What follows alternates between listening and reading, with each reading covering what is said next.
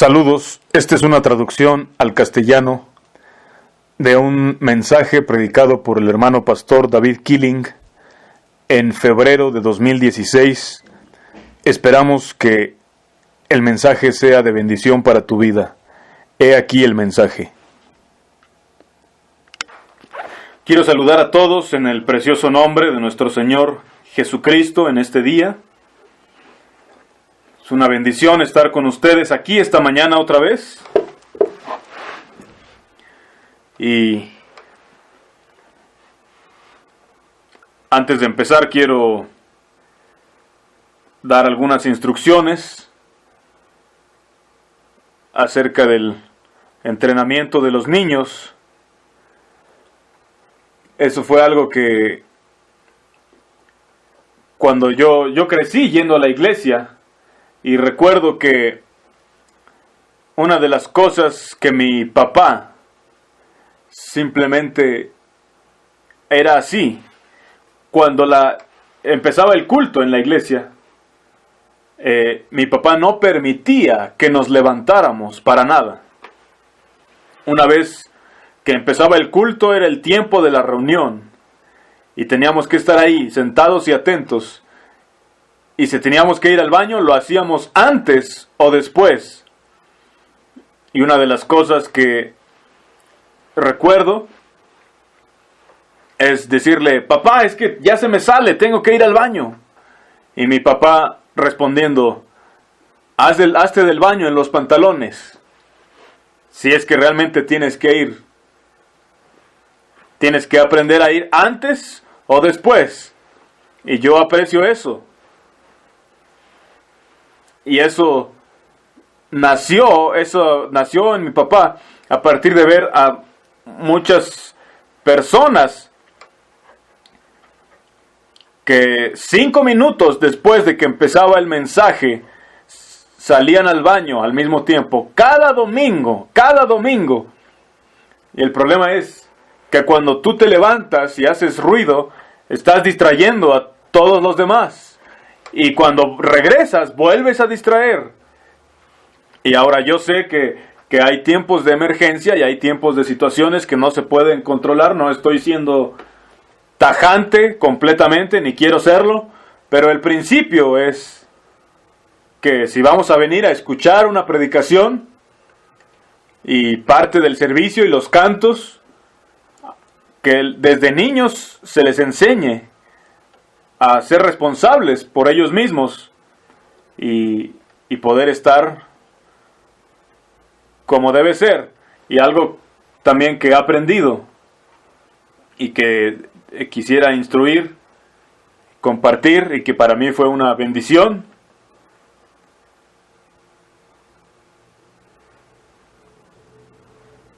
Recuerdo a mi hermano de en medio, en una ocasión se paró durante el servicio para ir, durante el culto, para ir al baño.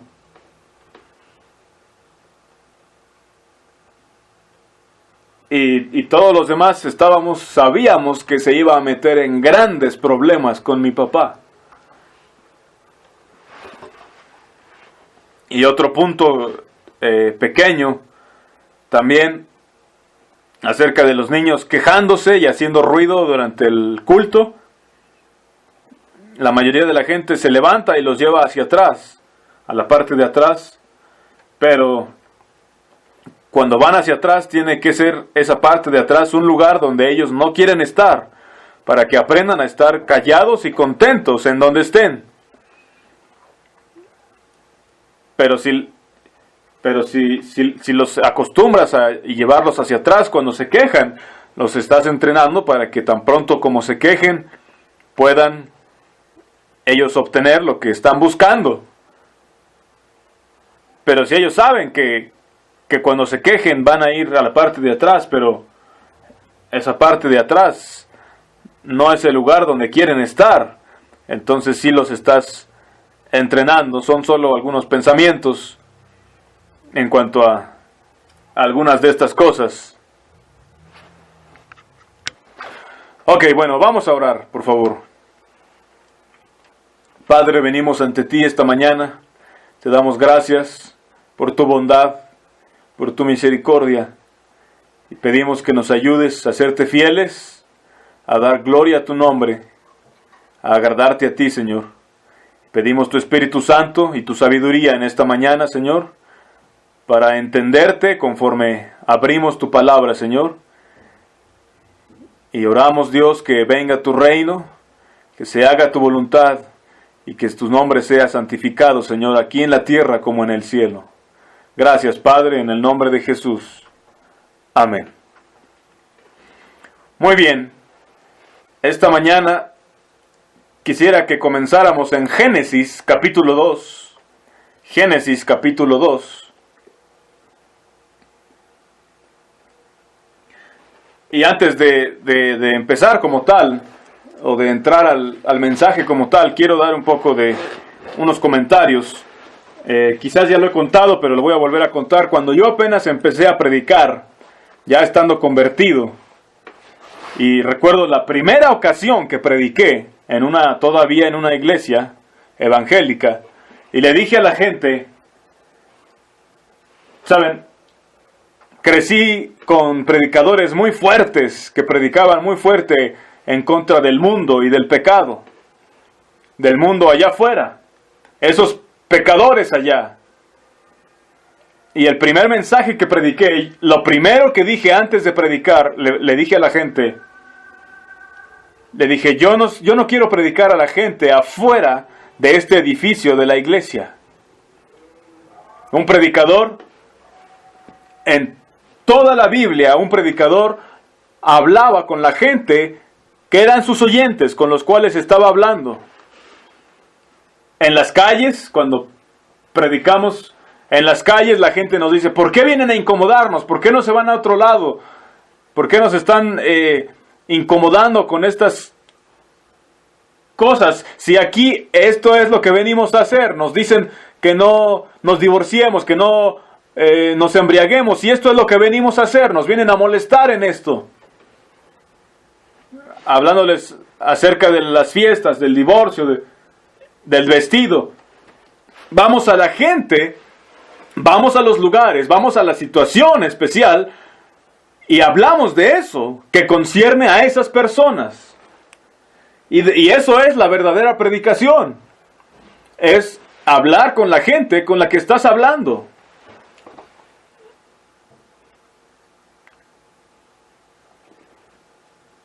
No, la predicación no se trata de dar un gran discurso elocuente o acerca de teología. Y esa es la idea fundamental en la mayoría de las iglesias. La predicación solo se centra en su mayoría en la teología. Y quizás sea una teología totalmente equivocada que solapa el pecado, pero aún así es una teología abstracta que tiene que ver con gente de afuera, con cosas ajenas a la gente de adentro, perdón.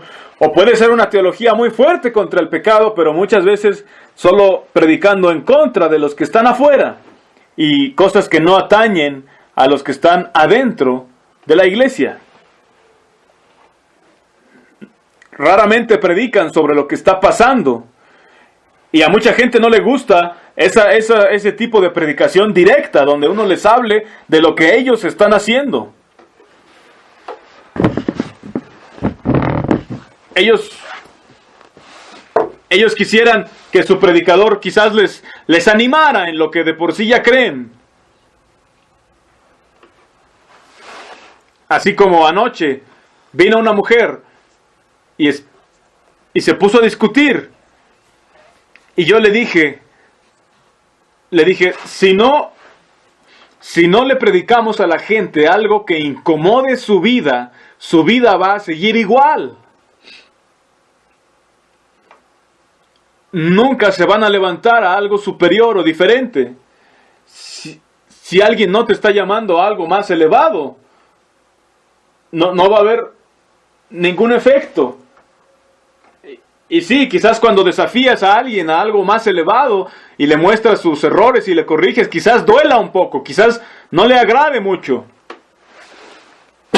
Pero esa es la única manera de levantarte a algo mejor. Y eso es el propósito de la predicación. Ese es el corazón y el alma de la predicación. Es levantarte a algo más elevado. Y algunas veces tienes que tratar con cosas que estás viviendo en el momento. Y como dije, no venimos a la iglesia solamente para ser animados en lo que ya creemos, sino que venimos para ser levantados a algo más alto y tener que ser expuestos de alguna manera. A la gente no le gusta cuando son desafiados en su fe, pero es lo único que les va a ayudar. Muchas veces me han dicho, es que parece que me estabas predicando solamente a mí. Y yo les contesto, perfecto, eso es muy bueno, te estaba predicando a ti. Y eso es lo que quisiera hacer con cada uno de ustedes, a cada uno de ustedes predicarles lo que necesitan oír.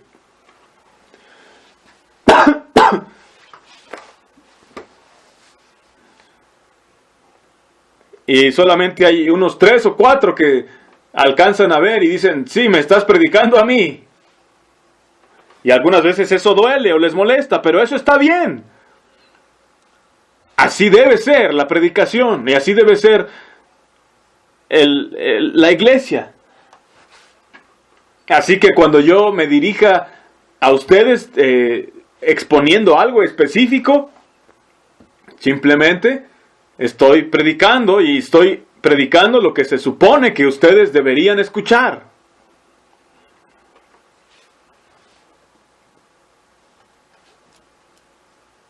No solamente estoy escogiendo, sino estoy predicando. Predicando lo que yo creo que es el mensaje que Dios quiere que prediquemos y que escuchemos. Habiendo dicho esto, vamos a un tema para el cual vamos a Génesis capítulo 2, primeramente, al mero comienzo de la creación. Esto es lo que creemos que era el propósito por el cual Jesús vino y por el cual Dios creó al hombre y a la mujer, y el propósito de la vida y la existencia. ¿Cuál es tu propósito en la vida? Es ser lo que Dios quiere que seas, lo que Dios creó desde el principio, así como Adán.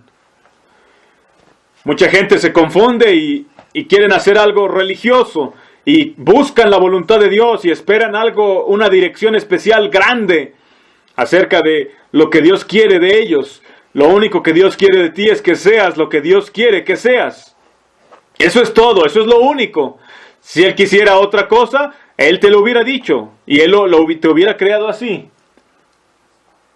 Vamos a Génesis capítulo 2.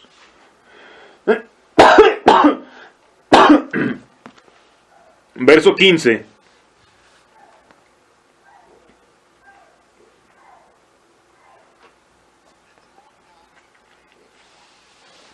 Cuando Dios el Señor puso al hombre en el jardín del Edén para que lo cultivara y lo cuidara, le dio esta orden: puedes comer del fruto de todos los árboles del jardín, menos del árbol del bien y del mal.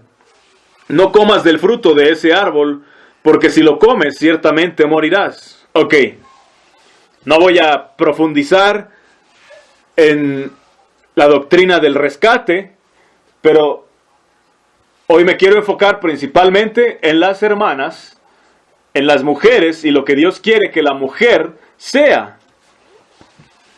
Verso siguiente, 18. Luego Dios el Señor dijo: no es bueno que el hombre esté solo. Le voy a hacer a alguien que sea una ayuda adecuada para él.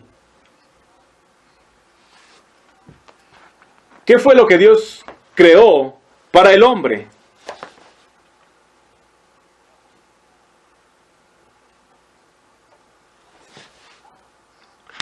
¿Cómo creó Dios a la mujer y con qué propósito? ¿Acaso la creó, dice aquí, que para ser igual que el varón? ¿Hizo otra persona igual que Adán? No, dice que no es bueno que el hombre esté solo. Le haré una ayuda idónea, una ayuda semejante, dicen algunas versiones, o comparable a él, una ayuda adecuada para él.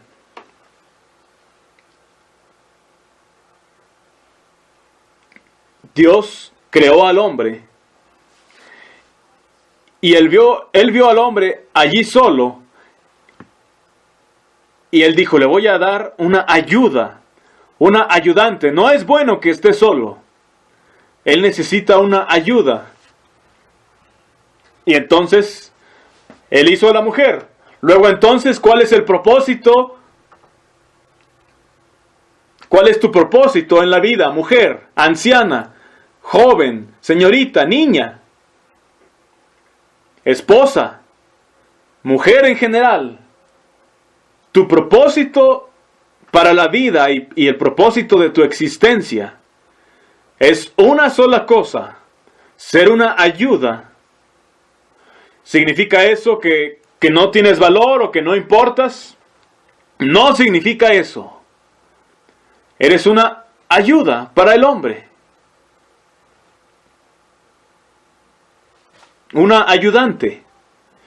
Y no solo la mujer, todos fuimos hechos para ser siervos y esclavos de Dios. Todos, Adán también. Entonces no es algo degradante o algo denigrante decir que la mujer fue hecha para ayudar al varón. No es denigrante ser lo que Dios quiere que seas. Solo es denigrante para la gente porque ahora tienen una opinión muy elevada de sí mismos. Y piensan que deberían ser algo diferente y más elevado que aquella para lo cual Dios los creó. Pero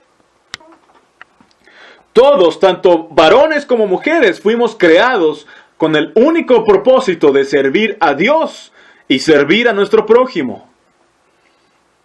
Para eso fuimos hechos.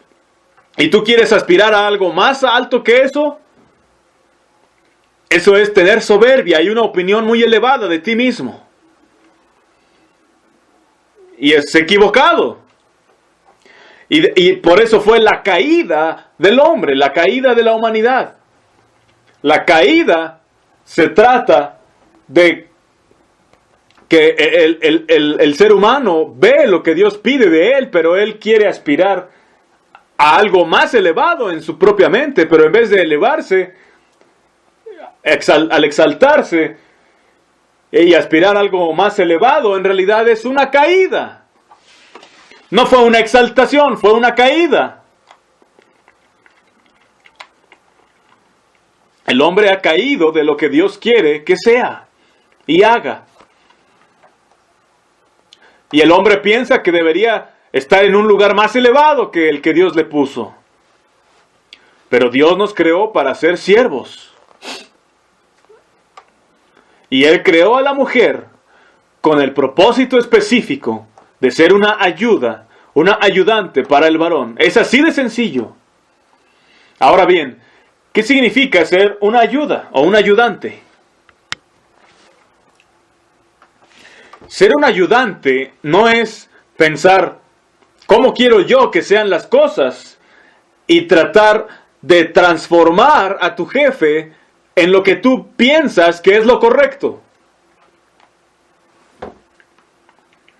Un ayudante es alguien, es una esposa que ayuda en las ideas del marido, en sus planes, sus ideas, sus cosas que él está haciendo. Y tú eres la ayudante, la ayuda. ¿Saben? Hemos escuchado la frase aquí en Estados Unidos de la pequeña ayudante de mamá. Le dicen a veces a las hijitas, a las niñas. O hasta a veces el pequeño o la pequeña ayudante de papá también. Que cuando un papá tiene Un chalán, un hijo que le ayuda, o una niña que le ayuda con mandados o algo. Ve y haz esto, ve y haz aquello. Y les da pequeñas tareas conforme a su edad. ¿Qué pensarías si tu hijo, tu pequeño ayudante, estuviera pensando en su mente, mi papá no sabe lo que está haciendo? Mi mamá no sabe lo que está haciendo. Voy a ver cómo logro persuadirlo o manipularlo para que haga las cosas conforme yo quiero, para tener mi propio proyecto y no el de papá. ¿Acaso ese es un verdadero ayudante? Cuando tienes a uno de tus niños ayudándote en alguna tarea doméstica o de trabajo, que te detenga algo, o que vaya a comprar algo, o que arregle algo por acá, o que levante esto, o que limpie por acá. Mientras yo hago esto, ¿qué esperas de tu ayudante? Cuando tienes a tu pequeño ayudante, esperas que simplemente te ayude, que esté haciendo lo que se les pidió y lo que se espera. No los quisieras tener pensando cómo podrían cambiar los proyectos o los planes de su papá o de su mamá. ¿Eso no es lo que esperas o lo que deseas de un ayudante? Un ayudante te ayuda en tu plan, en tu proyecto, en tus ideas, en tus cosas. Eso es muy sencillo. Un ayudante ayuda. Un ayudante no es alguien que tiene su propio plan o su propio proyecto y que trata de que el jefe más bien se convierta en ayudante de él. Y si no estás haciendo eso, significa que no estás siendo la ayuda idónea que fuiste creada para ser, sino que por causa de la caída te estás exaltando a ti misma para hacer otra cosa que lo que Dios desea. Es muy fácil. Mujer, tú fuiste creada para ser una ayuda, así como yo fui creado para ser un siervo.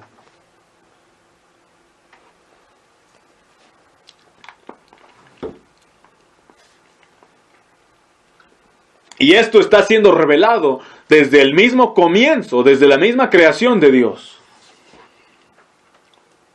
Vamos a Génesis 3, ahí adelante. Dice, pero la serpiente era la más astuta de todas las criaturas vivientes del campo que el Señor Dios había hecho. Y dijo entonces a la mujer, así que Dios les dijo que no comieran de ningún árbol del huerto. ¿A quién le habló Satanás? ¿Habló con Adán? ¿Acaso le hizo la pregunta o le puso el signo de interrogación a la palabra de Dios con Adán? No, la serpiente no habló con Adán. La serpiente puso un signo de interrogación a la palabra de Dios en la mente de la mujer. Puso las dudas en la mente de la mujer. Dice, y la mujer respondió a la serpiente, podemos comer del fruto de todos los árboles que están en el huerto.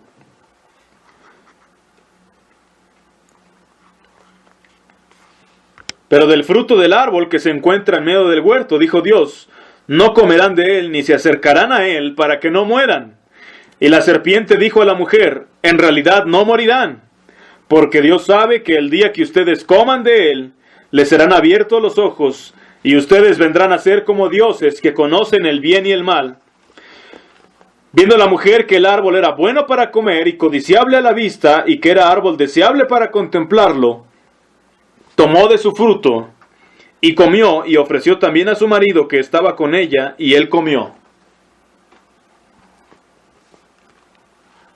Ahora, llegamos a al verso 6 y 7, y la pregunta es, ¿y dónde quedó Satanás? ¿Dónde está Satanás en este momento? ¿Dónde está? ¿Acaso vemos a la serpiente en esta escena también hablando con Adán? Ya después que habló con Eva, también viene a hacer un triángulo ahí con Adán. ¿O la vemos tentando a Adán? ¿Dónde está Satanás? Satanás ya no está, se fue. Él ya trabajó con la mujer y ahora tiene a alguien más que está haciendo su trabajo. La mujer está haciendo el trabajo de Satanás con el varón. Fíjense que la caída de la humanidad no fue el diablo tentando a Adán para que Adán pecara. No fue Satanás metiéndole pensamientos o susurrando en la mente de Adán. Lo único que hizo Satanás fue poner un signo de interrogación a la palabra de Dios en los oídos y la mente de la mujer. Habló con ella poquito y se fue, porque es lo único que tenía que hacer, es cuestionar a la mujer. Y sabía que ella iba a salir de su lugar y que iba a ocurrir una caída de autoexaltación, donde la mujer, en vez de ser ayudante o ayuda, se quiere convertir en una reparadora. Voy a arreglar a Adán porque no anda bien.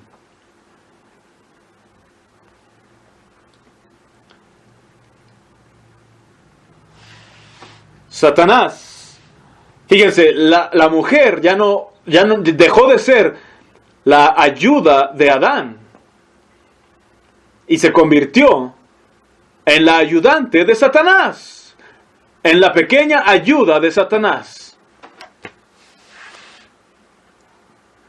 ¿Es esto difícil de entender?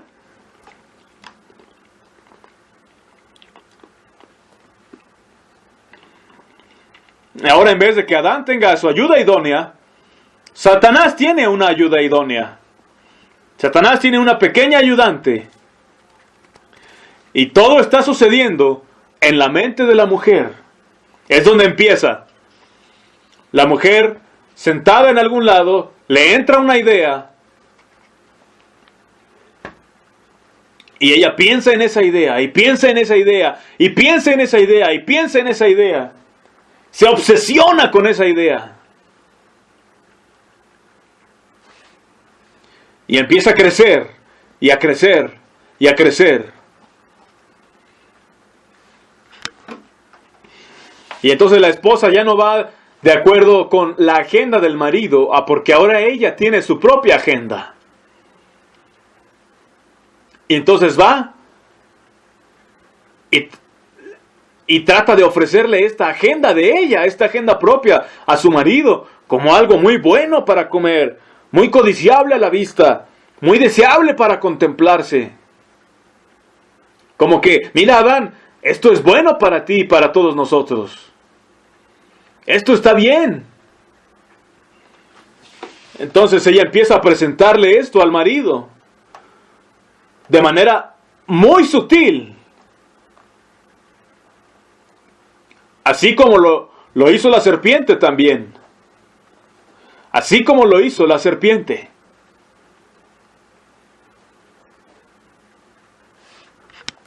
Y aquí en el jardín ocurrió de manera muy rápida, pero es lo que sigue pasando hasta el día de hoy. La mujer tratando de traerle sus ideas al esposo, de tratar de introducir las ideas de ella en la mente del esposo, de tal forma que él piense que son ideas propias de él.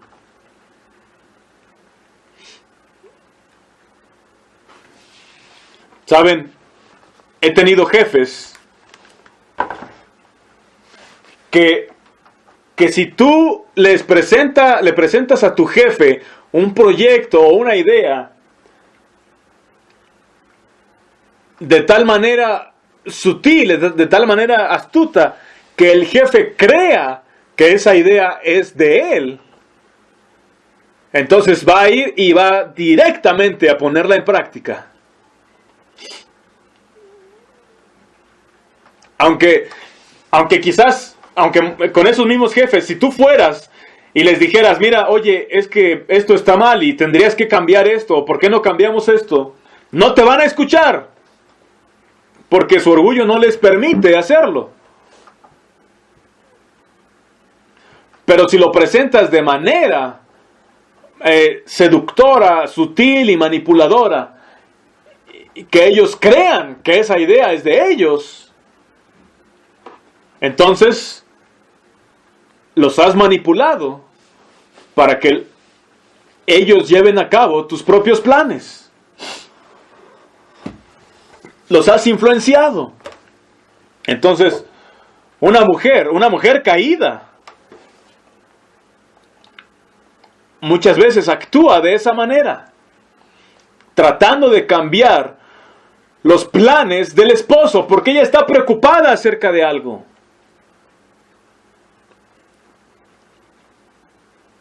Y en vez de permitir que él sea quien tome las decisiones, ella le presenta a él algo que parece bueno para él. Y que parece la idea propia de él. Y que parece bueno para todos y deseable como este fruto.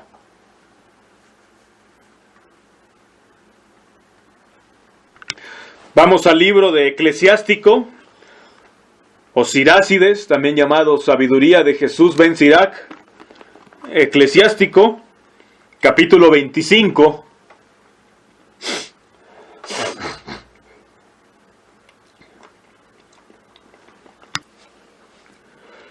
Eclesiástico 25, verso 22 dice: porque es muy feo y vergonzoso que la mujer mantenga a su marido. Manos débiles, rodillas temblorosas.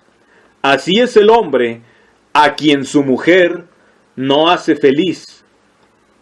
Por una mujer comenzó el pecado, y por ella todos morimos. Fíjense otra vez, dice, porque es muy feo y vergonzoso que la mujer mantenga a su marido.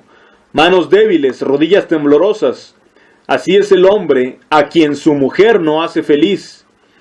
Por una mujer comenzó el pecado, y por ella todos morimos. No es de asombrarse, ni hay que preguntarse por qué quitaron estos libros de la Biblia. Porque estos libros que han quitado de la Biblia no encajan para nada con el cristianismo moderno, y con el mundo moderno, y con la teología moderna. El pecado comenzó por una mujer, y por causa de ella todos morimos. Es lo que acabamos de ver en Génesis. Si vamos ahora a 2 Timoteo, capítulo 2, por favor. Perdón, 1 Timoteo, capítulo 2. 1 Timoteo 2, dando instrucción a la mujer. Vamos a empezar en el versículo 9, dice: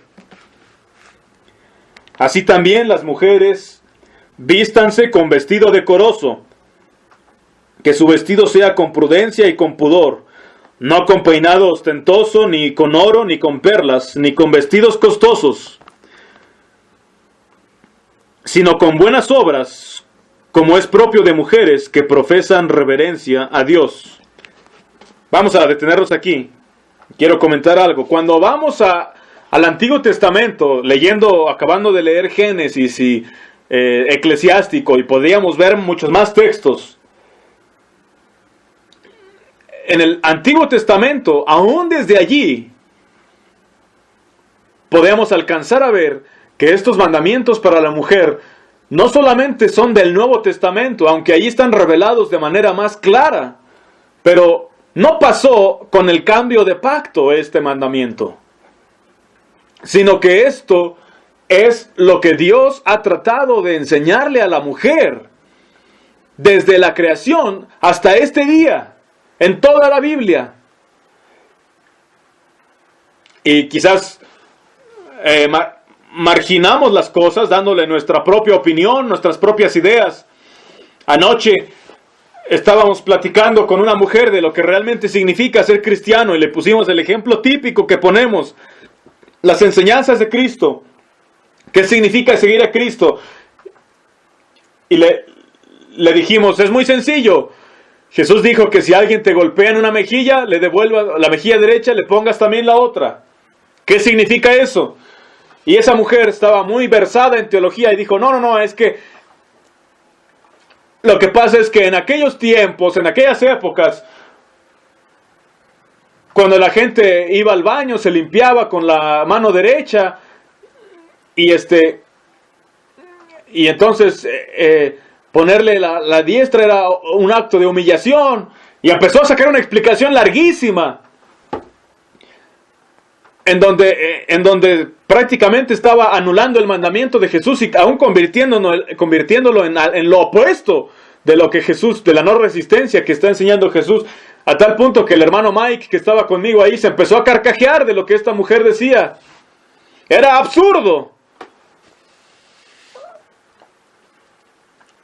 ¿Por qué no simplemente aceptar la palabra de Dios tal como es? En vez de dar una explicación, ella estaba dando una explicación que no tenía nada que ver con vencer con bien el mal. ¿Por qué no simplemente tomar lo que enseña la Biblia y creerlo? Leer esto. Que las mujeres se vistan con vestido decoroso, con prudencia y con pudor. ¿Entendemos eso? Algunos apenas lo están aprendiendo. No con peinado ostentoso, ni con oro, ni con perlas, ni con vestidos suntuosos. He estado en lugares donde hay personas nuevas, completamente nuevas, y abrimos estos versículos y preguntamos, ¿qué quiere decir esto? ¿Qué significa esto? Y ellos siempre responden de manera correcta porque es algo tan sencillo que un niño lo puede entender. La gente lo entiende. Y ahora tienen que tomar una decisión solamente, si lo van a aceptar o no. Y muchos no lo aceptan. Y me ha tocado mujeres que mientras estamos predicando, se esconden, con su mano tapan sus aretes porque se avergüenzan de traer aretes. Pero después de que se acaba la predicación, siguen en lo mismo y jamás se arrepienten y jamás cambia nada.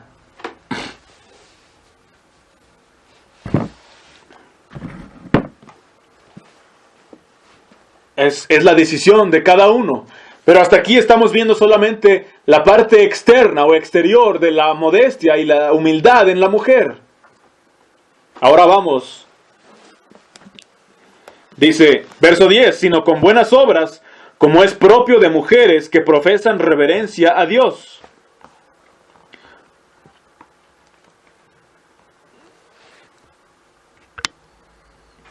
Dice, sino con buenas obras.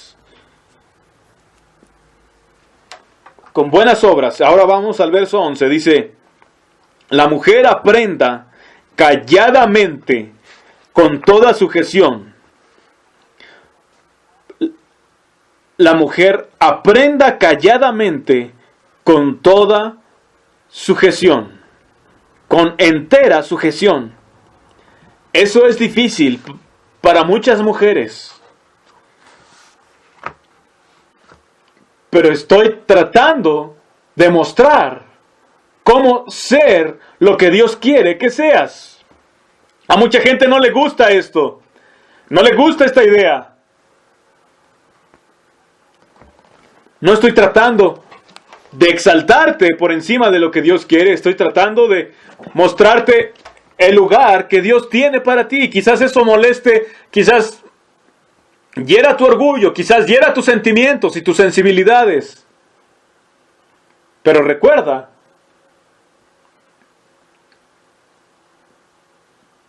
que no seguir lo que Dios quiere que seas y el no cumplir con tu papel son parte de autoexaltarte y son parte de la caída de la humanidad.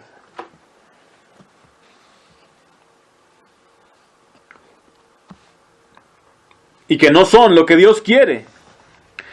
La mujer aprenda calladamente, con toda sujeción, porque no permito que la mujer enseñe, ni que contienda con el varón, sino que guarde silencio. ¿Saben? He estado en iglesias donde para toda intención y propósito, uno mira a la multitud ahí de la congregación, y aún hasta los hombres están de un lado y las mujeres están del otro lado, y las mujeres no dicen ni una palabra, parece que es más, ni hacen ruido durante el culto. Aparentemente están guardando el mandamiento. Pero la realidad es que cuando se toma una decisión importante para la vida de la iglesia, están también los hombres aquí sentados, aparentemente ellos están tomando el liderazgo y tomando la decisión. Pero muchos de ellos, al momento de estar tomando esas decisiones, voltean a mirar para ver lo que su esposa va a pensar. La indicación de su esposa al momento de tomar esa decisión. Y no pueden tomar la decisión sin antes ver lo que la esposa está pensando. Y hay unos que ni siquiera tienen que mirar, porque ya saben lo que la esposa quiere y están basando sus decisiones en lo que la mujer que está allá, lo que quiere la mujer que está allá, que tiene toda la apariencia de silencio y de sujeción. Pero eso es solamente un espectáculo, porque de fondo es la mujer la que está dando las sugerencias y controlando las situaciones, y es el hombre el que está haciendo lo que la mujer quiere. Porque al hombre le cuesta tanto trabajo ser hombre y tomar sus propias decisiones, porque es tan difícil tomar la decisión para el varón y tener que enfrentarse con la mujer más tarde cuando estén en casa. Y muchos hombres no tienen la fuerza moral para hacer eso.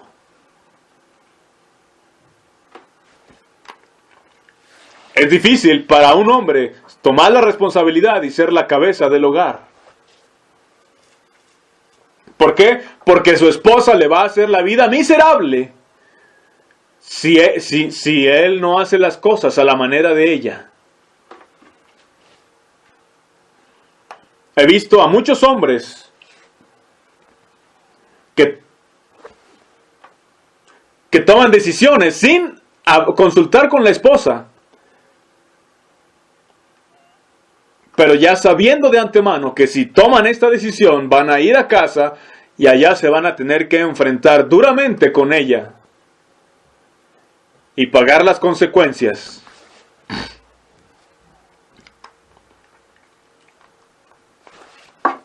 Mientras están obedeciendo a la letra este versículo de que la mujer no hable en la congregación.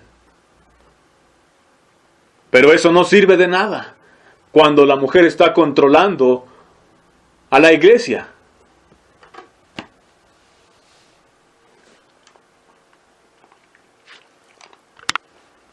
Y eso es exactamente lo que hizo Eva en el jardín del Edén, persuadir al marido. Es decir, la verdadera sujeción y silencio de la mujer no se trata de que jamás diga ni una sola palabra a la hermana. Se trata de su actitud.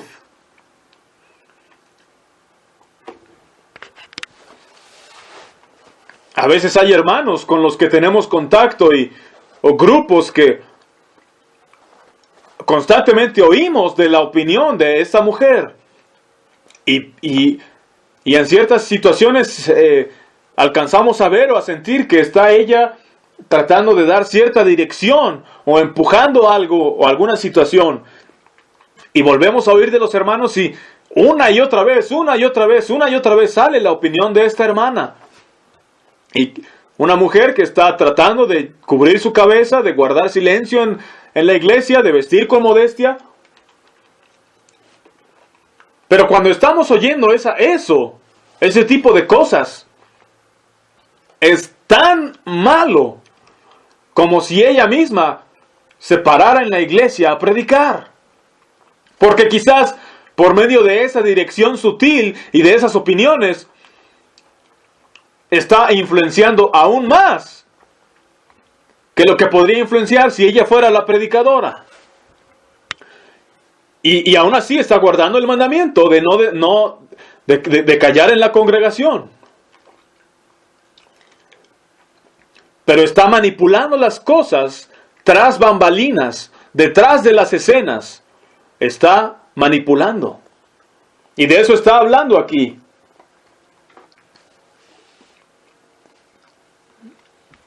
Después dice el verso 13. Dice, porque Adán fue formado primero y después Eva.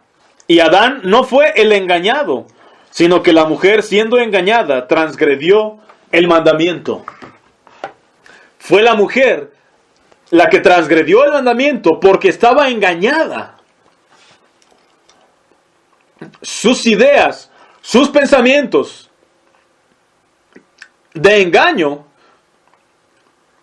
que fueron plantados directamente por Satanás. Ahora ella fue y los plantó en su marido. Y Satanás lo único que hizo fue ir y sentarse a observar. Porque ya tenía alguien que hiciera su trabajo. Y ahora el hombre, en vez de ser un hombre, ¿pueden imaginar? ¿Alguna vez se han preguntado qué hubiera pasado si Adán le hubiera dicho a Eva, no voy a tomar ese fruto? Si Adán hubiera tomado esa postura, Satanás no hubiera podido llegar a Adán.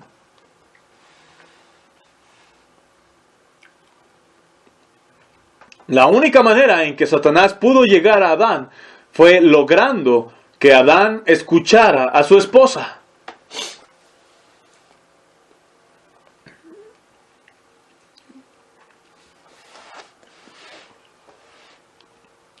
Y ese es el mero corazón de por qué el hombre cayó en pecado. Porque el hombre no quiso meterse en problemas con la esposa.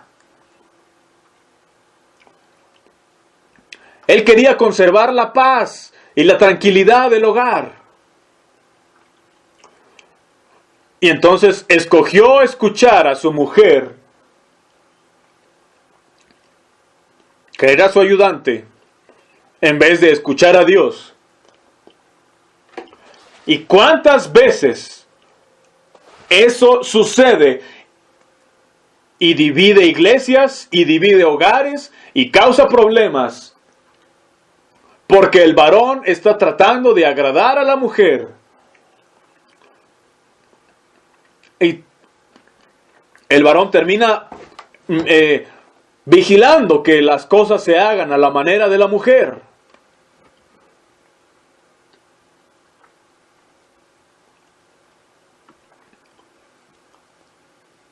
¿Y por qué digo que sigue causando problemas esto el día de hoy? Porque es el mero fundamento, el mero centro, el mero corazón de la caída de la humanidad. Y algunas personas me han dicho, es que tú exageras y haces algo muy grande de esta cosita tan pequeña. Lo cierto es que no es algo pequeño, es algo grande. De esto se trata el pecado y la caída del hombre. Si no alcanzas a entender y a practicar esto, no alcanzas a entender nada.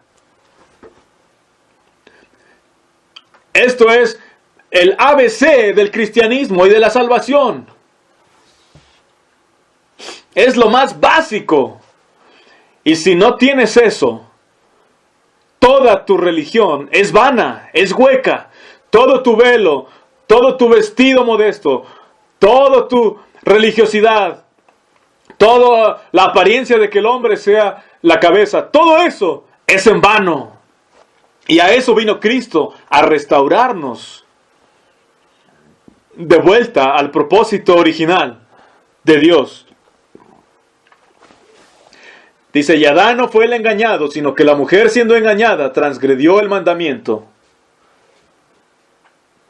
Aquí fue cuando el hombre cayó. Y lo único que hizo el hombre, no estaba escuchando a Satanás, estaba escuchando a su esposa.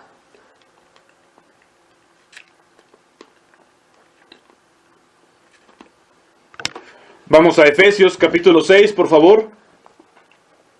Capítulo 5, perdón. Efesios 5, verso 22.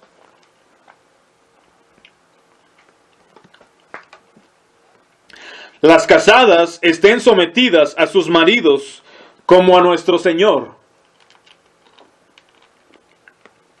Porque el marido es cabeza de la esposa, tal como Cristo es cabeza de la iglesia, y Él es el Salvador del cuerpo.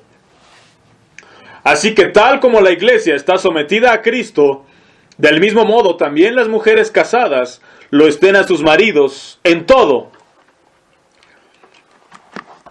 ¿Qué tanto debería someterse la iglesia al señorío de Cristo? ¿La mitad? ¿O con corazón a medias? Así es como yo crecí, en una iglesia donde todo se trataba acerca de que yo me salvara y no acerca de que Cristo fuera la cabeza de la iglesia y de mi vida. Y no había casi nada de mensaje ni de práctica de que someterse a Cristo, quizás exceptuando el ir a algún lugar a orar o a cantar y escuchar un llamado de Dios para ser un misionero en algún lugar lejano, porque escuché la voz de Dios diciéndome que me vaya de misionero para decirle a los demás que se preocupen por su salvación en vez de preocuparse por Cristo.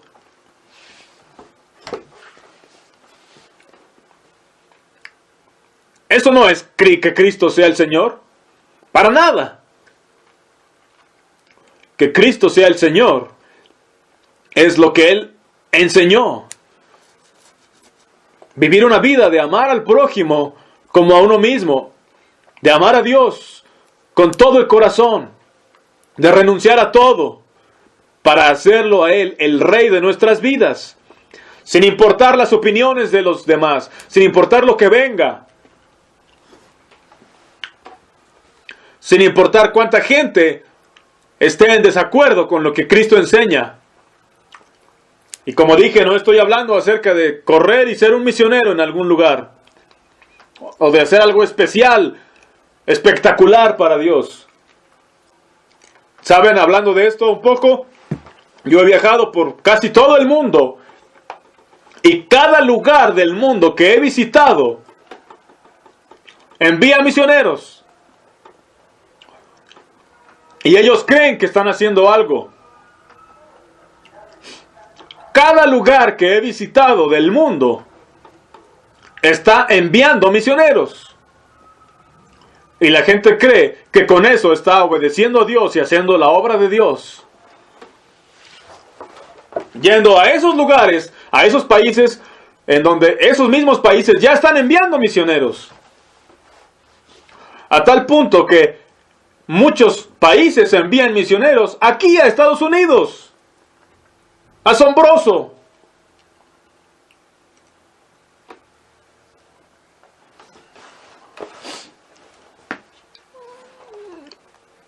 Y lo único que van es diciéndole a la gente que necesita ser salva, con un mensaje de egoísmo. Y que una vez que sean salvos, ahora ellos sean misioneros, predicando el mismo mensaje, que se trata de la salvación personal, en vez de tratarse de Jesús y su señorío en tu vida.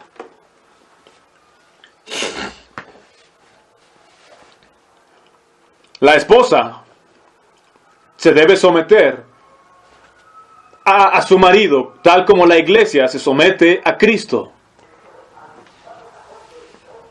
Esto se trata acerca de Cristo.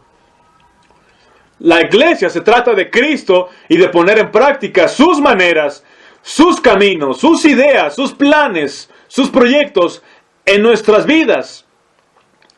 Y que Él sea nuestro héroe y que lo imitemos a Él y no que queramos seguir a otras personas o imitar a otros héroes del mundo. ¿Cuánta gente en el mundo imita y emula y quiere ser y adora a superestrellas de la música o del deporte? Y leen acerca de ellos y compran revistas y hablan de ellos y tienen pósters de ellos y se visten como ellos y se peinan como ellos. Pero el propósito del cristiano es ser como Cristo. La iglesia está tratando de ser como Jesús.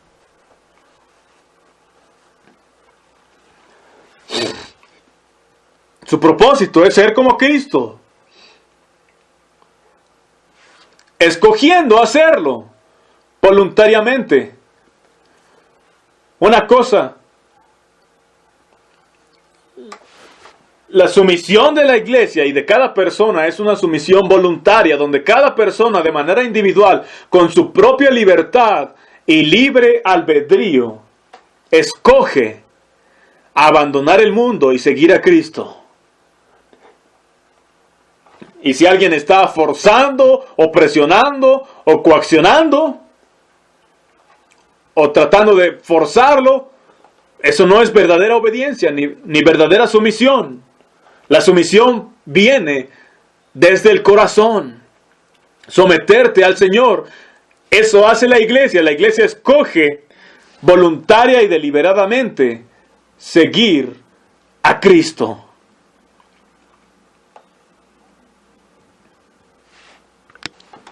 ¿Y cómo es que la persona y la iglesia logra ser lavada y rescatada? Se arrepiente y te sometes a la voluntad de Cristo. Así es como funciona la iglesia. No es una organización humana gobernada por humanos. Es someterse al Señor. Y así como la iglesia se somete al Señor, y ahí está su victoria, de la misma manera, mujeres, ahí está la victoria para ustedes. Cuando tú como mujer le rindes tu voluntad a tu marido, así como la iglesia lo hace con Cristo. Mientras hay lucha, mientras hay rebeldía, entonces estás fuera de lugar. Tu voluntad no está en ser la ayuda de tu esposo. Dice, las casadas estén sometidas a sus maridos como a nuestro Señor. Tú mira a ese hombre que es tu marido, no importa cuán falso sea, no importa cuán malo o carnal o endemoniado sea, no importa cuán estúpido sea, cuán tonto sea. Tú mira a ese hombre como que ese hombre fuera Jesús. Porque Él es tu Jesús. Porque lo vas a tratar así como tratarías a Jesús el Cristo, si estuviera aquí. Hay toda clase de escrituras que podríamos usar para demostrar lo que enseñó Jesús. Que Él habló en cuanto hicieron algo a uno de estos mis hermanos más pequeños, a mí lo hicieron. Si no podemos amar a los hombres a quienes podemos ver, ¿cómo podemos amar a Dios a quien no podemos ver? Dice Juan. Puedes ver a este hombre justo frente a tus ojos. Y tu amor por Dios se muestra en cómo tratas a las personas a quien sí puedes ver. Empezando por tu marido, a quien tienes que amar y puedes amar como amarías a Jesús. Tu amor por Jesús no es mayor que tu amor por tu esposo. No sé cuántas mujeres he conocido que tratan de convencerse a sí mismas de que tienen que hacer algo para agradar a Jesús, cuando ni siquiera pueden obedecer a su esposo.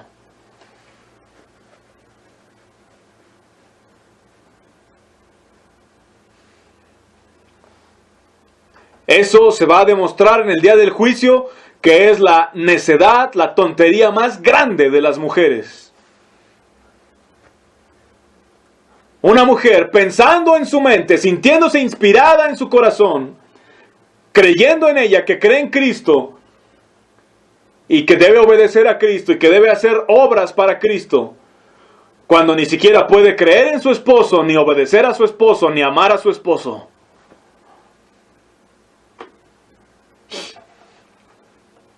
En el día del juicio, Jesús te va a decir: mira, este hombre vivía contigo, lo tenías ahí en tus narices, ¿y no lo obedeciste? ¿No lo escuchaste? ¿Cómo puedes decir que me escuchaste a mí cuando no podías oírlo a él? Si él era tan solo un hombre.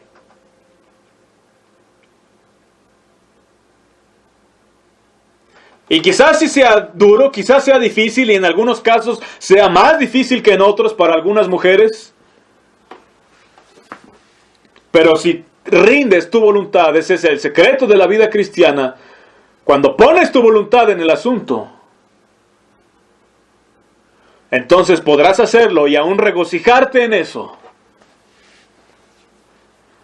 Aún podrás regocijarte en el mismo sufrimiento que experimentes en este mundo.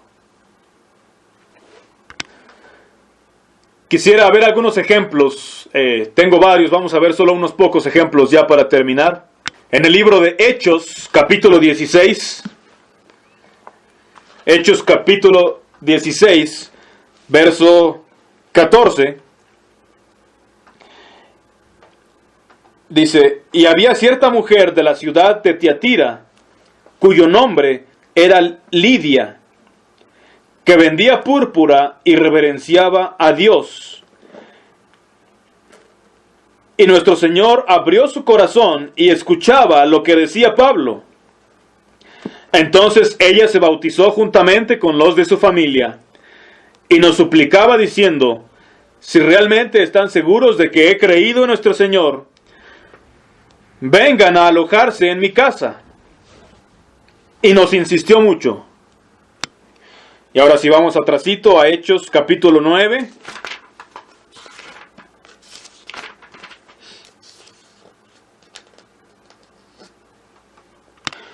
Verso 36 dice: había entonces en la ciudad de Jope cierta discípula cuyo nombre era Tabita. Esta era rica en buenas obras y en acciones de justicia que realizaba. Y en aquellos días se enfermó y murió, y la lavaron y la colocaron en un aposento alto.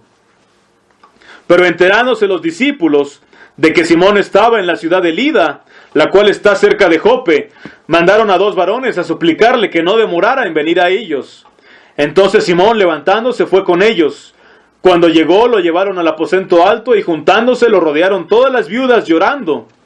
Y le mostraron las túnicas y los mantos que Tabita les había dado mientras vivía. Que les había hecho mientras vivía. Y dice: entonces Simón hizo que salieran todos, y poniéndose de rodillas oró. Después, volviéndose al cuerpo, dijo: Tabita, levántate. Al momento ella abrió los ojos, y cuando vio a Simón se sentó. Y bueno, sigue narrando el milagro. Pero veamos a estas 2 mujeres. ¿Cuál era su testimonio? Eran solamente ayudantes, siervas. Si vamos a Romanos capítulo 16 también.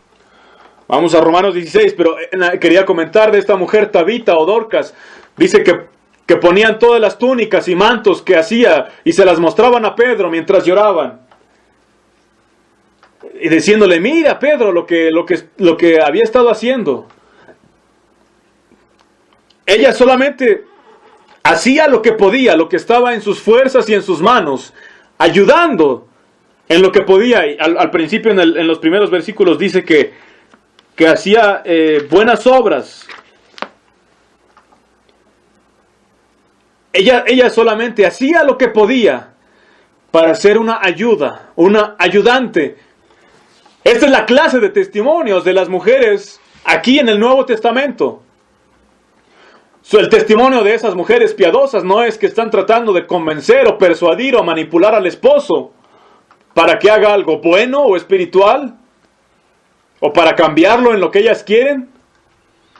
O tampoco es que eran manipuladoras de la iglesia o predicadoras de la iglesia, sino que hacían lo que podían, ayudaban en lo que podían, eran siervas.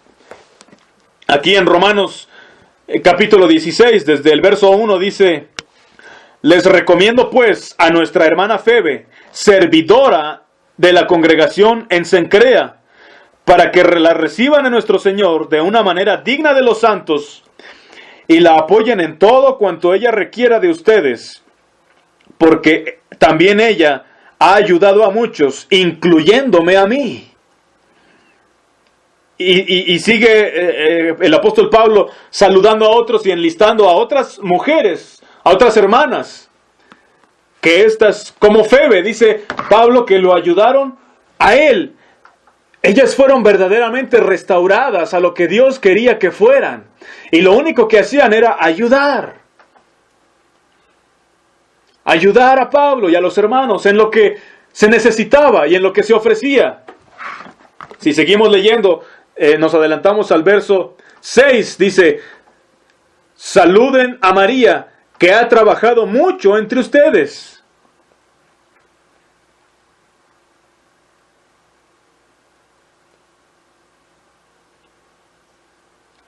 El apóstol Pablo aún nombra a algunas de estas hermanas. Y no dice que estas hermanas eran súper sabias, súper espirituales, o súper religiosas, o súper convincentes en su hablar o en la sutileza de su convencimiento. Simplemente trabajaban, ayudaban. Habían estado ahí apoyando. Solamente eran ayudas, ayudantes. Y decimos solamente eran ayudas, aunque en realidad eran ayudas poderosas y estaban cumpliendo con el glorioso papel que Dios les asignó. No eran solo ayudantes, es decir, eran solo ayudantes, pero el decir solo ayudantes es como que era poca cosa, cuando en realidad era una gran cosa el ser lo que Dios quiere que ellas fueran.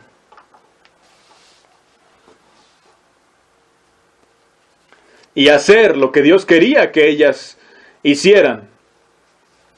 Y su manera de ayudar y de trabajar no era tratando de convencer a sus maridos de algo, o de sembrar pensamientos en la mente del marido, o de los líderes o de los hermanos. Porque, ¿qué dice 1 de Pedro 3? Ya no lo vamos a ver, pero lo sabemos. Dice que si una mujer tiene un marido que no crea la palabra,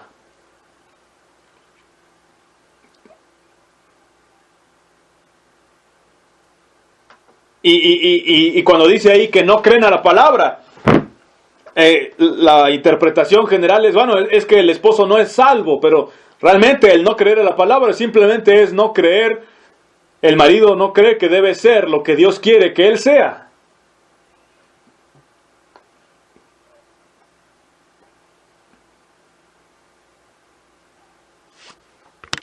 Pero aún en este caso, de este marido incrédulo, la receta para ganarlo es la mansedumbre y el espíritu afable y apacible. El silencio y el ganarlo sin palabra con la conducta casta y respetuosa. El punto final que quiero comentar es cuando escuchamos acerca de una mujer, lo que deberíamos escuchar es acerca de las buenas obras que está haciendo, de las buenas cosas que está haciendo, buenas obras, de la forma que está ayudando. Eso es lo que debemos y queremos escuchar.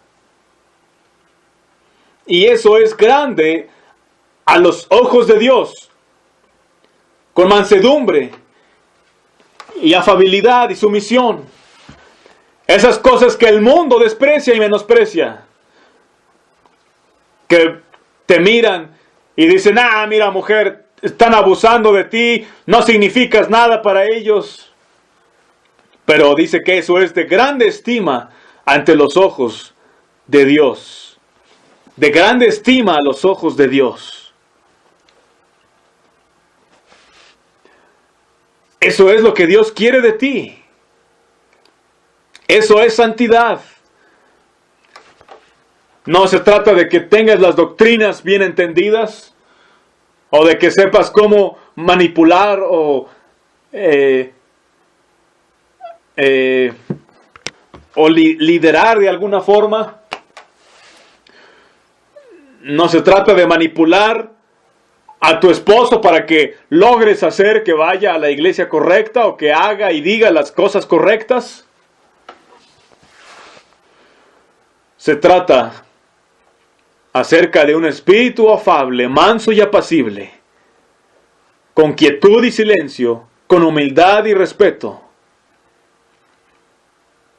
Y eso es lo que lo va a traer a él a que pueda creer y escuchar a la palabra.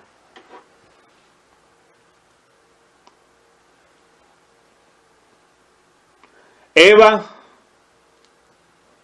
perdió su oportunidad. Eva, que fue creada para ser la ayuda idónea de su esposo, terminó convirtiéndose en la ayuda de Satanás.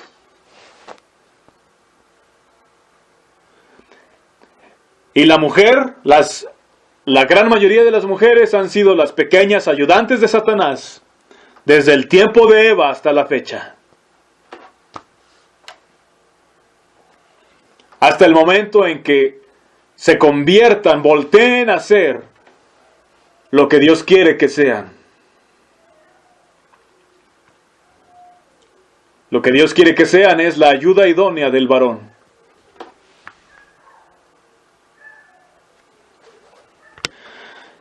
Espero y deseo que podamos entender la sencillez de todo esto y que veas que esto es lo único que Dios quiere de ti.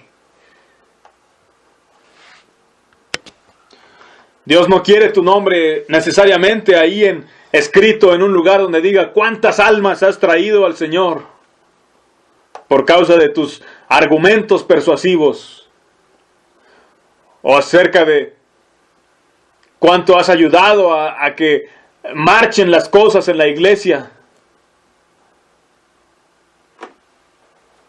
Lo que Dios quiere es este espíritu afable y apacible, y que seas la ayuda de tu esposo y la ayuda de la iglesia. Como esta mujer que ayudó a Pablo, esta mujer Febe. ¿Te imaginas? Pablo llevaba una vida difícil y esta mujer lo ayudaba. De eso se trata. Que Dios les bendiga y que Dios bendiga su palabra.